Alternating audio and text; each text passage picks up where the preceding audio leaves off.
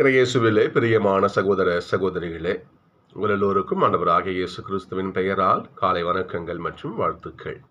நான் உங்கள் அகஸ்டின் வேதியன். இன்று ஜனவரி மாதம் 24ஆம் தேதி 2026ஆம் ஆண்டு. ஆண்டவரின் மடியில் 5 நிமிடங்கள்.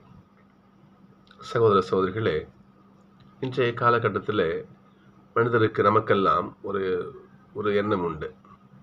நம்மளை பற்றி யாராவது ஒருத்தவங்க குறையா சொல்லிட்டாங்கன்னா, நாம் செய்கிற செயல்பாட்டை, நம்மை பற்றி நம்முடைய பேச்சை யாராவது எதிர்த்துன்னு சொல்ல முடியாது, அதை பற்றி ஏதாவது ஒரு வார்த்தை சொல்லிட்டாங்கன்னா நமக்கு வருகின்ற கோபம் இருக்கு பாருங்க, அப்படிப்பட்ட கோபம் வரும். இன்னும் தெளிவாக சொல்லப்போ நான் விமர்சனம்னு சொல்லுவோம் இல்லையா, நம்மை பற்றி யாராவது விமர்சனம் செய்தால் நமக்கு வருகின்ற கோபம் அப்படி இருக்கும். அதையாக வாசித்து பார்க்கணும். கடவுள் உலகத்தை படைக்கிறார். முதல் நாள் அப்படியே படிச்சுட்டே வர்றார். அப்படியே படிச்சு முடிச்சிட்ட பிறகு தான் படைத்த உலகத்தை கடவுள் பார்க்கிறாரு. இது படிச்சிருக்கிறது நல்லா இருக்குது, இது படிச்சிருக்கோம் நல்லா இருக்குது என்று ஒன்றையும் பார்க்கிறாரு. நல்லா இருக்குது பார்த்துட்டே வர்றாரு. ஆனால் கடைசியா தன் சாயலாக படைத்த மனிதனை பார்க்கிறார். மனுஷனை பார்க்குறாரு, தான் படைத்த படைப்பு தான். நல்லா ஞாபகம் வச்சுக்கணும், கடவுள் இந்த உலகத்தினுடைய பரம்பொருள் தான் செய்த காரியங்களை பார்த்து நல்லா இருக்குது பார்த்துக்கிட்டே வர்றாரு. இறுதியாக தான் படைத்த மனிதனை பார்க்கிறார். பார்த்துட்டு அவர் தன்னையே விமர்சனம் செய்து கொள்கிறார். எப்படின்னா, மனுஷனை படைச்சோம், மனுஷனை தனிமையாய் படைத்தது நல்லது கிடையாது, தான் செய்த காரியத்தை நல்லது இல்லை என தானே விமர்சனம் செய்து கொள்கிறார். நல்லா கவனிக்கணும். நாம அப்படி இருக்கும் சொல்லுங்க பார்ப்போம். நான் கொலையே பண்ணாலும் சரின்னு வாதிடுவேன். நான் என்ன தவற பேசினா கூட அதை பத்தி யாரும் பேசக்கூடாது. நான் செஞ்சதுதான் சரி, நான் சொல்றதுதான் சரி, என் வார்த்தையை எதிர்த்து என் வார்த்தை தப்புன்னு எவனும் மூச்சு விடக்கூடாது. நான் பண்ண தப்பாவே இருக்கட்டுமே, யாரும் பேசக்கூடாது. நம்ம என்ன பண்ணுவோம், அந்த ஒரு மனநிலை வச்சிருப்போம். நாம கடவுளை பாருங்க, இங்க மனிதன் தனிமையா இருப்பது நல்லது அன்று என்று தான் செய்த காரியத்தை நல்லது இல்லை என தன்னைத்தான் விமர்சித்துக் கொண்டு என்ன பண்றாரு, அதற்கு மாற்றாக அவனுக்கு ஏற்ற துணையை நம்ம கொடுப்போம்னு சொல்லிட்டு ஏவாளை கொடுக்கிறார். சகோதரர்களே, விமர்சனம் என்பது மனித வாழ்க்கைக்கு மிக அவசியமானது. தமிழகத்தில் ஒரு பேர் சொல்ல விரும்பல, ஒரு மிகப்பெரிய ஒரு அரசியல் தலைவர் இருந்தார்.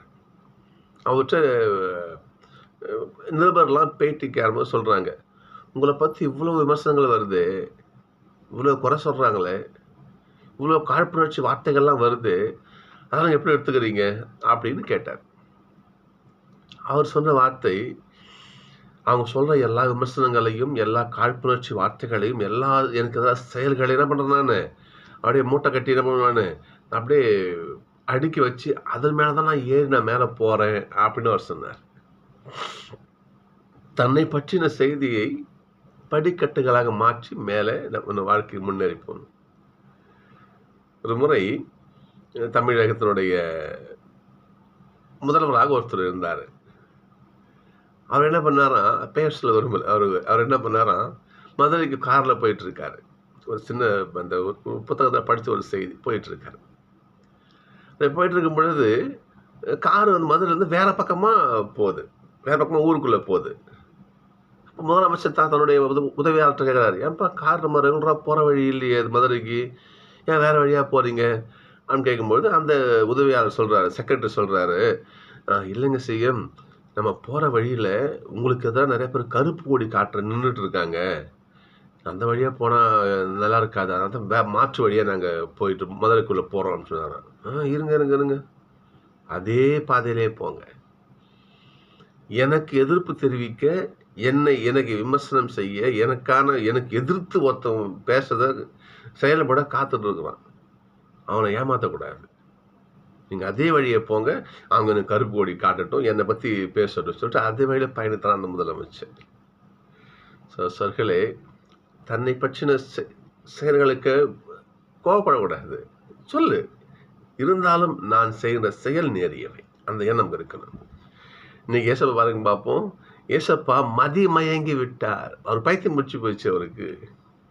ஞானிகள் அப்படிதான் இருப்பாங்க. ராமகிருஷ்ண பரமஹம்சர் கேள்விப்பட்டிருப்போம் இல்லையா? அவர் என்ன பண்ணுவாராம், நடுராத்திரி எதிர்த்து போய் மரத்தை கட்டி பிடிச்சிக்கிட்டு அழுவாராம்.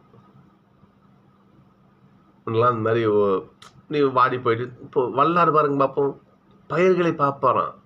எல்லா பயிரும் வாடி தலை தூங்கும் பொழுது இவர் கஷ்டப்படுவாராம்.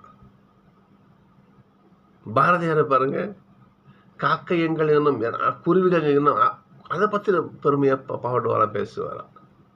இவங்கெல்லாம் பாருங்க பார்ப்போம், ஞானிகள் அப்படித்தான் இருப்பாங்க. ஏசப்பா பாருங்க, திருத்தூரப்பன் சொல்றாங்க பாருங்க, ஏசப்பா நன்மை செய்து கொண்டே போனார், தீமையே செய்யல. தன்னை கைது பண்ண வர்றாங்க. ராயப்பா அவனுடைய காதை வெட்டுறாரு, கோவப்படுறாரு. ராயப்பா வாழை உரையில போடு, எதுக்காக தாக்குற நீ? என்னை கைது பண்றாங்க. தன்னை கைது பண்ணி கொலை பண்ண வர அவருக்காக பரிந்து பேசுறாரு இயேசு. இப்படி இருக்கிறவர்களை இந்த உலகம் அப்படித்தான் விமர்சிக்கும். அதை ஏற்றுக்கொண்ட ஆண்டவர். இதுதான் இன்னைக்கு ஏசப்பாவன் கடவுளுடைய பிள்ளை வணங்குறோம். நம்ம இன்னைக்கு தாவீதும் கிட்டத்தட்ட அப்படித்தான். தாவீது நிரபராதியா இருந்தாரு. சவுல் இல்லாத போல அதை பழியெல்லாம் போட்டு தாவீதை கொலை செய்ய தேடினார். மறுவாசம் வாசிச்சு பாருங்க பார்ப்போம். அப்படிப்பட்ட சவுல் தான் இன்னைக்கு அழிந்தாரை ஒழிய அந்த அவதூறுகளை ஏற்றுக்கொண்ட தாவீது இன்னைக்கு பேரரசராக வாழ்ந்தார். சகோதரர்களே, விமர்சனங்களை தாங்கிக் கொள்ள வேண்டும். ஒருத்தர் சொன்னார் பார்த்தீங்களா, விமர்சனத்தெல்லாம் மூட்டை கட்டி அடுக்கி வச்சு அது மேலே ஏறின மேலே போறேன், அவ்வாறு இருக்க வேண்டாம். விமர்சனங்கள் நமது வாழ்வின் படிக்கட்டுகளாக மாறுகின்ற பொழுது நமது வாழ்க்கை மேன்மேலும் மலரும். அதை விடுத்து நீ சொல்றது தப்போ சரியோ மற்றவங்க கருத்தை ஏற்றுக்கோ, பரவாயில்ல சொல்லுப்பா, கோவப்படாமல் இருக்கணும். அந்த கருத்துக்கள் ஒருவேளை அது உண்மையாக இருந்தால் வாழ்க்கை மாற்றிக்கொள்ள முற்படணும். ஒரு தப்பான்னு வச்சுக்கோங்களேன், அது ஓகே பேசிட்டு போ, என்னை பேசவும் திருப்தியாக பேசிட்டு போ, என்னை ஒரு இழிவாக பேசுகிறேன், உனக்கு சந்தோஷம், போ இருந்துட்டு போ என்று அதில் படிக்கட்டுகளாக மாறி நாம் மேலே போகிற பொழுது வாழ்க்கை முன்னேறும். சகோதரர்களே, விமர்சனங்களை படிக்கட்டுகள், ஏன்னா ஏசப்பாக நிலைமை தானே. பாருங்க பார்ப்போம், மதிமாகி போச்சு, பெருந்தி நிற்கிறேன், குடிகாரன்லாம் ஏசப்பா சொல்லியிருக்காங்க. பாருங்க பார்ப்போம், ஏசப்பா வந்து சரி ஓகே சொல்லிட்டு போப்பா, தன்னுள்ள அவர் ஒழுங்காக பார்த்தார். சரிங்களா? எனவே நாம் விமர்சனங்களை படிக்கட்டுகளாக்கி மாறி மேலும் முன்னேறி போக கடவுளை ஜெபிப்போம். நிச்சயம் கடவுள் நம்மை கரம் பிடித்து இன்னும் மேலான பாதைக்கு கூட்டிக் கொண்டு சேர்ப்பார். நான்